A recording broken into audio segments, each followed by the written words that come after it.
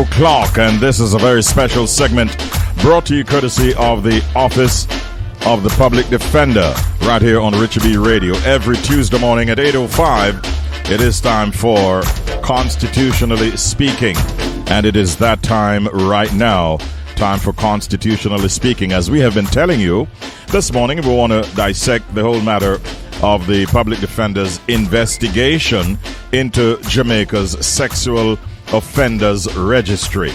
And joining us this morning is one of the participants who we can call upon, and we do call upon from time to time, Mr. Victor Hemmings, to help us dissect this matter.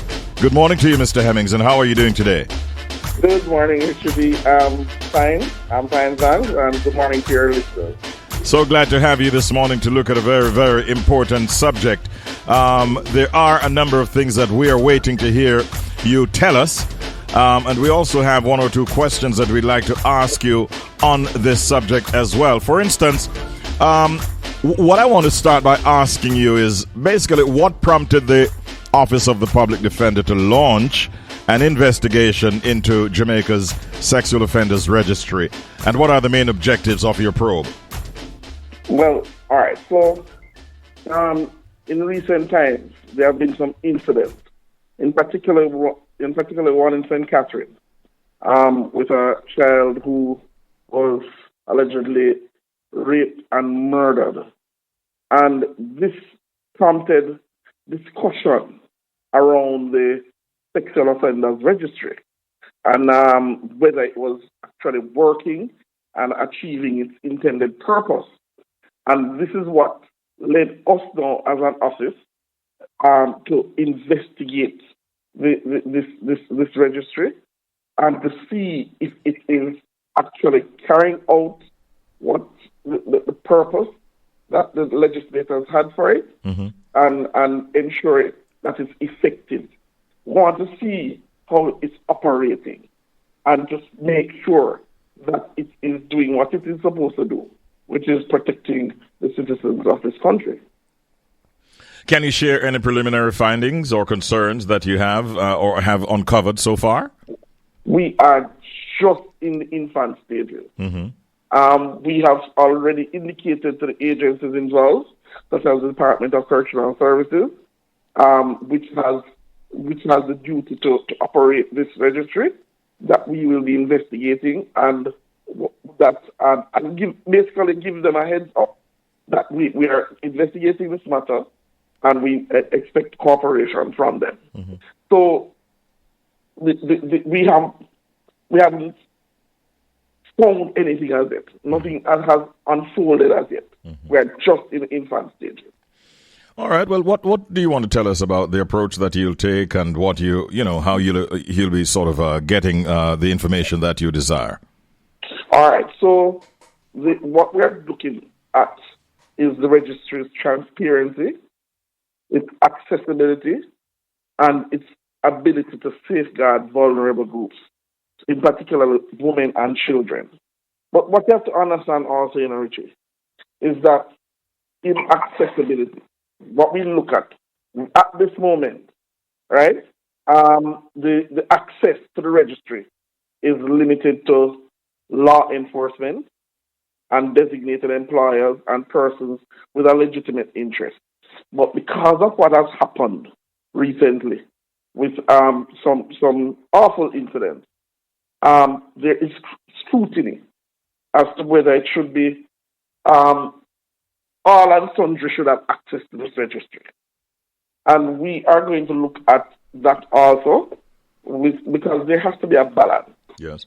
There has to be a balance in that the person may have access to it, but persons also have a constitutional right to privacy, actually. Yes. And we have to look at that.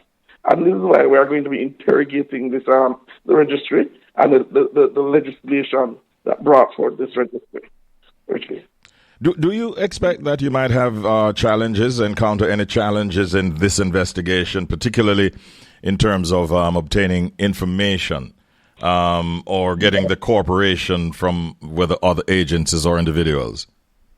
I doubt it, Richie. The entities that we have contacted so far have indicated that they will cooperate. The only difficulty that we may have is a time period, because some entities, in order to get the information, they may take a longer time to provide us with that information, delving into their records, etc., etc. So that may just be the only difficulty that we may have, the time in terms of to get the information. But apart from that, we have had cordial relations with the Ministry of National Security and the Department of Correctional Services. So I don't expect any difficulty with these government entities to provide us with the information. So based on that sort of uncertainty, you haven't really set a direct, definite time frame for completion per se? Ideally, Richie, we'd want to complete this within a reasonable time frame of no less than about 7 to 8 months. Okay. All right? If we can, we will try to complete it faster, but we don't want to set a time frame because many things can happen to prevent us getting the investigation completed at a certain time, within a certain time period. So it may be longer, it may be shorter, but ideally, and with any investigation that we do, we want to complete it within a reasonable period of time, so that the information can get out there, because we are going to publish the findings of our investigation. So we want the information to get out there so that if changes are to be done, they can be implemented, so that we have these tragic incidents that have taken place, we don't have them recurring. Yeah, definitely. Now, is it the plan that, based on what you gather in terms of information, is it likely that your office might be, in a position now to make recommendations for whether reforms or adjustments to how it is structured? Yes, so based on those findings, because it's going to be a thorough investigation, we are going to be looking at if the registry is implemented in accordance with the Sexual Offences Act, and including such things as resource allocation, Richard. Is it holding them back in terms of the amount of money they are allocated to carry out their work? Right? We're going to look at the registry's usage of protocols and whether or not they are protecting children and other at-risk groups. And, of course, the constitutional balance. Right? We're going to ensure that the public safety is in line with the Charter of Fundamental Rights and Freedoms. And at the end of the investigation, looking at these 4 areas that I've just pointed out to you, right? At the end of the investigation, we will know what recommendations to make, because we are an investigating agency that makes recommendations at the end of our investigation based on our findings. So we will know what recommendations to make, and if gaps are found, we will ensure that we make recommendations so that these gaps can be eliminated and the registry operates effectively and efficiently. Okay.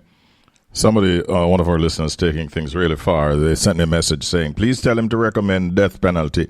No, that is not what we're investigating. Yes. We're just there is a registry in existence.